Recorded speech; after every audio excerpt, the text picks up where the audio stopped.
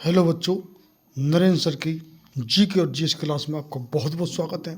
आज हम इस वीडियो में आपको जी के जीएस के 30 क्वेश्चन बताएंगे जो कि आने वाली सभी परीक्षाओं के, चाहे आप किसी भी स्तर की परीक्षा दे रहे हों, उसमें बड़े महत्वपूर्ण क्वेश्चन होंगे। क्योंकि जी के जीएस और जीए जनरल अफेयर्स और सीए करंट अफेयर और स्टैटिक जी के कौन सी कहाँ चीज़ स्थित है, ये आप चाहे किसी भी स्तर पर परीक्षा दे रहे हो, आप स्पेशल एसएससी परीक्षा जो कि सीजीएल है, एमटीएस है, एमटीएस हवलदार है, आपकी जीडी है, आपकी सीपीओ है, सीएचएसएल है, आपकी बैंक की कोई परीक्षा है, चाहे आप क्लरिकल है, चाहे आपकी पीओ की परीक्षा है, रेलवे की परीक्षा है, चाहे ग्रुप डी की है, चाहे एनटीपीसी की है, चाहे आरपीएफ की है, आपकी एनडीए, चाहे सीडीएस है, पुलिस है, डिफेंस है, चाहे सिविल सर्विस है, चाहे आपकी स्टेट की कोई सर्विस है, उसमें ये क्वेश्चन निश्चित रूप से आपको आते हैं, जो कि आप निश्चित ही आप परीक्षा से पहले रिवाइज करके ज़रूर जाएं।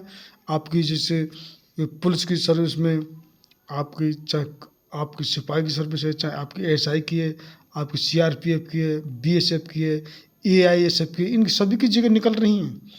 तो निश्चित रूप से आप परीक्षा से पहले रिवाइज करके जाएं। आज का हमारा इस वीडियो का आज का पहला क्वेश्चन है, भारत का एकमात्र सक्रिय ज्वालामुखी किस द्वीप पर है? तो आपका राइट आंसर हो जाएगा, आपको पहले तो ऑप्शन बताते हैं, नारकोडम ज्वालामुखी, ऑप्शन बी बैरन द्वीप अंडमान निकोबार में, आपका सी एनएस ट्रेडिंग ज्वालामुखी, या डी इनमें से कोई नहीं। तो आपका जो कि राइट आंसर हो जाएगा वो होगा बी, यानी कि बैरन द्वीप अंडमान निकोबार में, जो कि भारत में एकमात्र सक्रिय ज्वालामुखी है। तो 20 राइट आंसर, 20 का आंसर लॉक कर लीजिए। और कुछ क्वेश्चन आप अगर पहले भी अब रिपीट हो चुके हैं तो निश्चित रूप से आपको बहुत लाभ होगा। यदि आप रिवाइज कर जाते हैं, आप क्वेश्चन रट जाता है, तुरंत आप टिक मार्क करते हैं, आपका टाइम बच जाता है। आपका नेक्स्ट क्वेश्चन होगा, कौन सा अंतर महाद्वीपीय देश है? आपका ऑप्शन है तुर्की, इंग्लैंड, इजराइल और बोल्विया। ये है आपका ऑप्शन, आपको राइट आंसर हो जाएगा वो होगा ए, यानी कि तुर्की है जो अंतर महाद्वीपीय देश है। तो ए इज द राइट आंसर, ए इसका आंसर लॉक कर लीजिए। नेक्स्ट क्वेश्चन है, अंडमान व निकोबार आइलैंड की जनजाति कौन सी है? आपको ऑप्शन है ए भूटिया जनजाति, बी गारो जनजाति, सी टोडा जनजाति और डी जारवा जनजाति। तो आपका जो कि राइट आंसर हो जाएगा वो होगा डी, यानी अंडमान और निकोबार आइलैंड की जो जनजाति है वो है गोरवा, जारवा जनजाति। तो D the right answer, D का आंसर लॉक कर लीजिए। नेक्स्ट क्वेश्चन है, हिमालय की सबसे बाहरी श्रेणी कौन सी है? महान हिमालय, शिवालिक श्रेणी, मध्य हिमालय या पश्चिम हिमालय। तो आपका राइट आंसर हो जाएगा वो होगा बी, यानी कि हिमालय की सबसे जो बाहरी श्रेणी है वो है शिवालिक श्रेणी। तो बी द राइट आंसर, 20 का आंसर लॉक कर लीजिए। नेक्स्ट क्वेश्चन है, चंद्रमा अपनी धुरी के चारों ओर एक चक्कर लगाने में कितने दिन लगाता है? आपको ऑप्शन दिए 30.2 दिन, 25.5 दिन, 27.3 दिन और 28.3 दिन। ये है आपका ऑप्शन, आपको राइट आंसर बताना है। तो राइट आंसर इसका हो जाएगा सी, यह चंद्रमा अपनी धुरी पर चारों ओर एक चक्कर लगाने में जो 27.3 दिन का समय लेता है। तो सी द राइट आंसर, सी का आंसर लॉक कर लीजिए। नेक्स्ट क्वेश्चन है, गोल्डन जो कि फाइबर, सोनारा रेशा के रूप में किसे जाना जाता है? रेशम, पटसन, जूट, रेयान या सिल्क। तो आपका ऑप्शन दिए हुए हैं, आपको राइट आंसर बताना है। तो वो हो जाएगा आपका B is the right answer, यानी गोल्डन फाइबर, सोनारा रेशा जो पटसन जूट को बोलते हैं। तो B is the right answer, 20 का आंसर लॉक कर लीजिए। नेक्स्ट क्वेश्चन है, भारत का मानक समय ग्रीनविच के मानक समय से कितना आगे है? आपको ऑप्शन है 6.5 घंटा, 3.5 घंटा, 4.5 घंटा और 5.5 घंटा। तो आपका राइट आंसर हो जाएगा वो हो डी, भारत जो मानक समय है वो ग्रीनविच मानक समय से 5.5 घंटा आगे है। तो डी इसका राइट आंसर लॉक कर लीजिए। नेक्स्ट क्वेश्चन है, बिग बैंग सिद्धांत किससे संबंधित है? आपको ऑप्शन है ब्रह्मांड की रचना से, बौद्धिक संपदा से, या सी लियोनोटिफ पैराडॉक्स से, या डी प्रत्यक्षीकरण से। तो आपको पता है बिग बैंग थ्योरी, जो कि कई थ्योरी प्रचलित हैं जो कि ब्रह्मांड की रचना से, तो आप समझ गए होंगे। तो राइट आंसर इसका हो जाएगा ए, यानी बिग बैंग सिद्धांत है वो ब्रह्मांड की रचना संबंधित है। तो ए इज द राइट आंसर, इसका आंसर लॉक कर लीजिए। नेक्स्ट क्वेश्चन है, ब्रह्मपुत्र नदी कहाँ से निकलती है? आपको ऑप्शन है यमुनोत्री ग्लेशियर से, अमरकंटक से, सतपुड़ा रेंज से और या चेमयुंग संग से। तो आपका राइट आंसर इसका हो जाएगा, वो होगा डी। ब्रह्मपुत्र नदी का जो निकास है निकलती है वो है चेमयुंग संग से। तो D the right answer, D का आंसर लॉक कर लीजिए। नेक्स्ट क्वेश्चन है, विश्व का सबसे बड़ी शहर कौन सी है? जो नहर सॉरी, तो आपको ऑप्शन है सुएज नहर, पनामा नहर, बीजिंग, हांगजो, ग्रैंड कैनाल चीन में या ब्रेंड नहर। तो आपको नदी नहीं नहर बताना है। तो आपका जो राइट आंसर हो जाएगा वो होगा C. C is the right answer. Beijing, Hangzhou, grand canal चीन में ये सबसे बड़ी जो कि नहर है। तो सी राइट आंसर लॉक कर लीजिए। नेक्स्ट क्वेश्चन है, ईरी झील और ओटोलियो झील के मध्य कौन सा जलप्रपात है? आपको ऑप्शन है पुकेनोन, नियाग्रा फॉल्स, रिब्बन और ऑप्शन डी कुचिकल प्रपात। तो आपका जो कि राइट आंसर हो जाएगा वो होगा बी, यानी कि ईरी झील और ओटोलियो झील के मध्य है जो कि नियाग्रा फॉल्स जलप्रपात स्थित है। तो बी द राइट आंसर, 20 का आंसर लॉक कर लीजिए। नेक्स्ट क्वेश्चन है, भारत में सर्वाधिक कौन सी मिट्टी पाई जाती है? आपको ऑप्शन दिए हुए हैं लेटराइट मिट्टी, काली मिट्टी, जलोढ़ मिट्टी और लाल मिट्टी। तो आपका राइट आंसर हो जाएगा वो होगा सी। भारत में सबसे जो अधिक पाई जाती है वो है जलोढ़ मिट्टी। तो सी इज द राइट आंसर, सी का आंसर लॉक कर लीजिए। नेक्स्ट क्वेश्चन है, कौन सी नदी अरब सागर में गिरती है? नर्मदा, तापी, माही, लूनी, साबरमती, ऊपर के सभी। तो आपका जो कि राइट आंसर हो जाएगा वो होगा D. D the right answer, यानी अरब सागर में ये सभी नदी गिरती है, नर्मदा है, तापी है, माही है, लूनी है, साबरमती है। तो डी इसका राइट आंसर लॉक कर लीजिए। नेक्स्ट क्वेश्चन है, तिब्बत के उत्तराखंड को कौन सा दर्रा जोड़ता है? आपको ऑप्शन है मानला, नीतिला और लिपू लेख दर्रा। नेक्स्ट क्वेश्चन है, बनिहाल दर्रा, मानला या जोजिला, खारदुंगला या टेंगला या नीतिला। तो ये है आपका ऑप्शन। तो आपको राइट आंसर बताना है। तो राइट आंसर इसका हो जाएगा आपका ए, यानी तिब्बत से जो उत्तराखंड को जो दर्रा जोड़ता है वो मानला, नीतिला और लिपू लेक दर्रा है। तो ए इज द राइट आंसर, ए इसका आंसर लॉक कर लीजिए।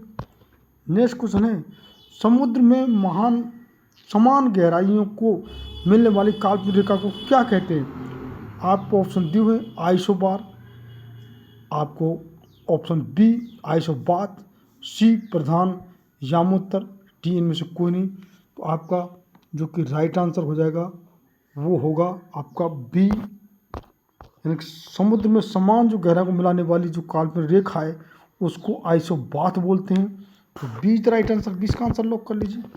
नेक्स्ट क्वेश्चन है, धौलाधर रेंज किस पर्वत श्रेणी का भाग है? आपको ऑप्शन दिए हुए हैं अरावली, ऑप्शन बी मध्य हिमालय या लघु हिमालय, ऑप्शन सी विंध्याचल और डी सतपुड़ा। ये है ऑप्शन, आपको राइट आंसर बताना है।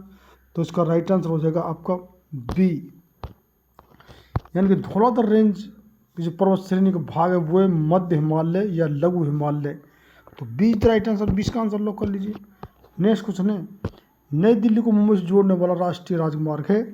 तो आपको राजमार्ग संख्या बतानी है, नेशनल हाईवे कौन सा है? तो ये आपको सीधा आंसर हम बता देते हैं। तो सी इज द राइट आंसर, यानी कि राष्ट्रीय राजमार्ग 8 NH8। तो सी इसका आंसर लॉक कर लीजिए। नेक्स्ट क्वेश्चन है, सबसे ज़्यादा यूटी से सीमा साझा करने वाला राज्य कौन सा है? उत्तर प्रदेश, तमिलनाडु, उत्तराखंड और महाराष्ट्र। तो आपका राइट आंसर हो जाएगा वो होगा ए, यानी उत्तर प्रदेश सबसे ज़्यादा राज्यों और यूटी से साझा करने वाला राज्य है। तो ए राइट आंसर लॉक कर लीजिए। नेक्स्ट क्वेश्चन है, पश्चिमी घाट की स्थानीय प्रजाति कौन सी है? आपका राइट आंसर हो जाएगा माराउरी और हिंडेगार्डिया और शेर की मूंछ वाला मकाऊ। तो आपका राइट आंसर होगा C. C is the right answer, सी इसका आंसर लॉक कर लीजिए। पश्चिम घाट की स्थानीय प्रजाति शेर की मूंछ वाले मकाऊ सी है। तो सी इसका आंसर लॉक कर लीजिए। नेक्स्ट क्वेश्चन है, मधुमलाई राष्ट्रीय उद्यान कहाँ पर स्थित है? आपको ऑप्शन दिए गए हैं गिरी राष्ट्रीय उद्यान गुजरात, कान्हा राष्ट्रीय पार्क मध्य प्रदेश, सरिस्का राष्ट्रीय उद्यान राजस्थान और नीलगिरी जिला तमिलनाडु।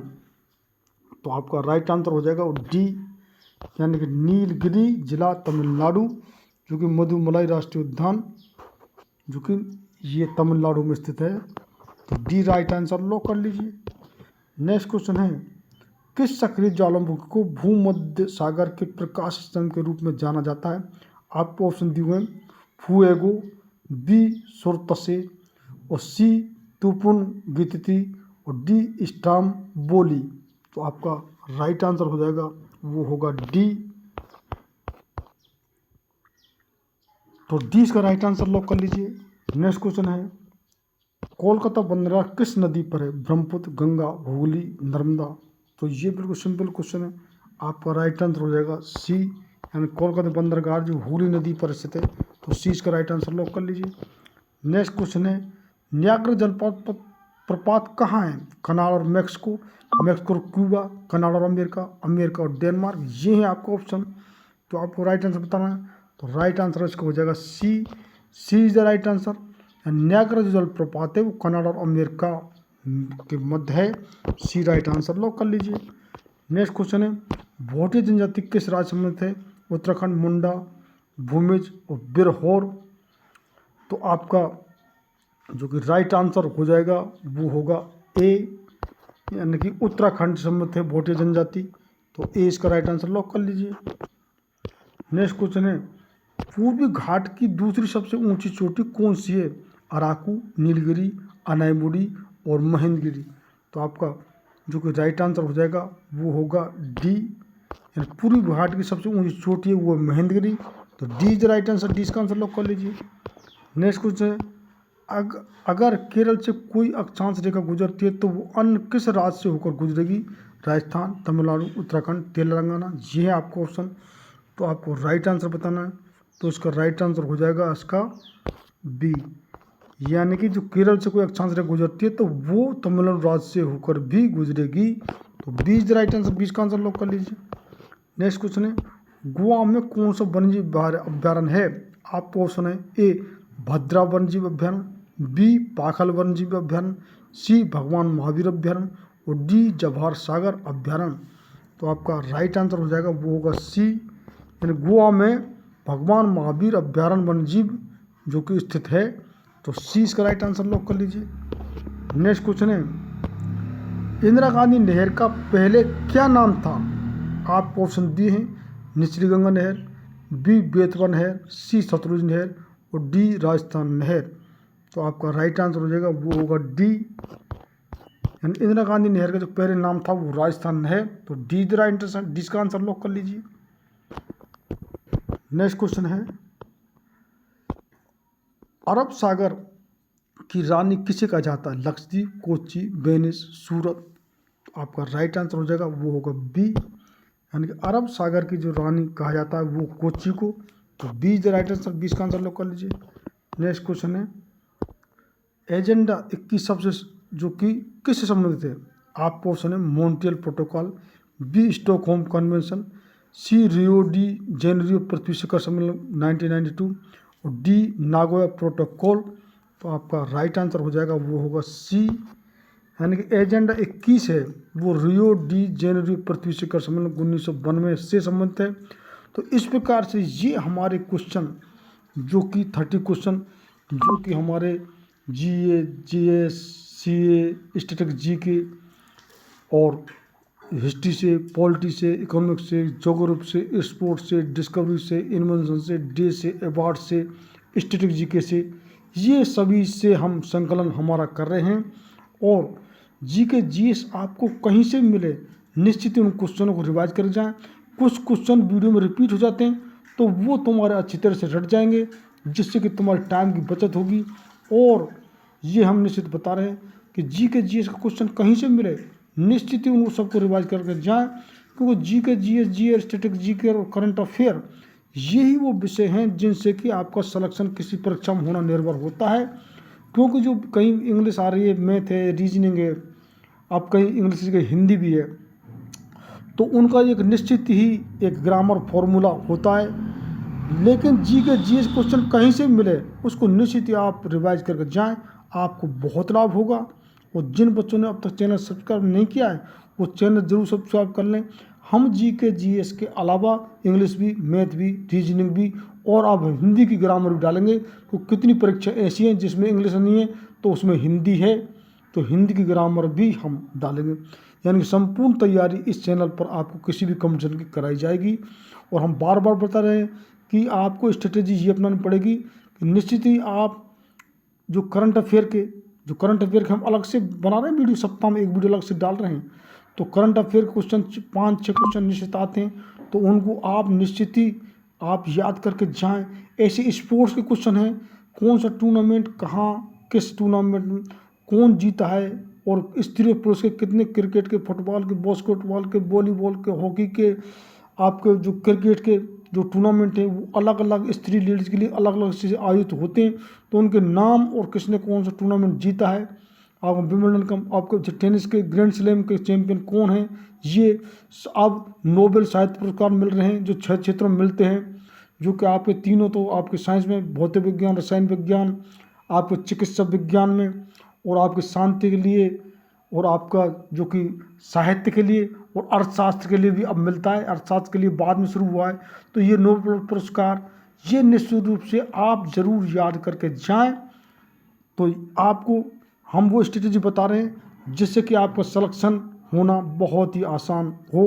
और जिन बच्चों ने चैनल सब्सक्राइब नहीं किया वो निश्चित रूप से सब्सक्राइब करें, शेयर करें, लाइक करें और बेल आइकन बटन जरूर दबाएं, जिससे कि आपको यू में get the regular update of my videos, और आपको तुरंत ही हमारे वीडियो का अपडेट मिलती रहे। और आपका कोई भी सुझाव सजेशन हो वो निश्चित ही कमेंट बॉक्स में ज़रूर हमारे लिए जो कि सजेशन, आप कोई सुझाव निश्चित रूप से लिखिए। और लास्ट तक देखने के लिए बहुत बहुत धन्यवाद।